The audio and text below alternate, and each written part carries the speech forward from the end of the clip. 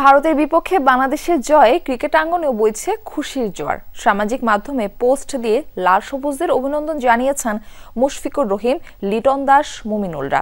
এদিকে বাংলাদেশের কাছে এমন পরাজয় লজ্জাজনক হিসেবে দেখছেন ভারতীয় মিডিয়া। নতুন ব্লেন্ডে আরো রিচ অ্যারোমায় সেলন ফ্যামিলি ব্লেন্ড টে। মোনায়েম মুন্নার নৈপুণ্যে সেই 2003 সাফের সেমিফাইনালে ভারতকে হারানো। এরপর কেটে গেছে দীর্ঘ 22টি বছর। নীল জার্সিধারীদের সামনে শুধুই আক্ষেপ নিয়ে মাঠ ছাড়তে হয়েছে লাল সবুজদের। প্রায় 2 যুগ পর এই জাতীয় স্টেডিয়ামেই আক্ষেপ ঘুচল বাংলাদেশের।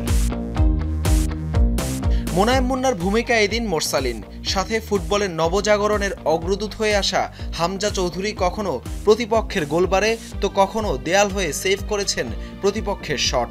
তাতে 24,000 দর্শকের সামনে ভারত বধের নতুন গল্প লিখেছে লাল সবুজের বাংলাদেশ। স্বাভাবিকভাবেই এমন জয়ের আনন্দ ফুটবলের পাশাপাশি ছেয়ে গেছে ক্রিকেটাঙ্গনেও। চিরপ্রতিদ্বন্দ্বী ভারতকে হারানোর উচ্ছ্বাস প্রকাশ করেছেন অনেকেই। প্রতিবেশী দেশকে হারানোর পর সামাজিক মাধ্যমে অভিনন্দন জানান মুশফিকুর রহিম, মুমিনুল হক, তাসকিন আহমেদ, মেহেদী হাসান মিরাজ, রুবেল হোসেন সহ আরও অনেক ক্রিকেটার। দেশজুড়ে যখন ফুটবলের আনন্দে মেতেছে সমর্থকরা, ঠিক বিপরীত পাশে ভারতের হারে ক্ষুব্ধ দেশটির সমর্থকরা। সেই সাথে বাংলাদেশের বিপক্ষে 22 বছর পর এমন পরাজয়কে লজ্জাজনক হিসেবেই দেখছে ভারতীয় গণমাধ্যম। হামজাদের জয়ের কৃতিত্ব চেয়েও কেন ভারতের ব্যর্থতা, সেই প্রশ্নই তুলেছে বেশিরভাগ সংবাদ মাধ্যম।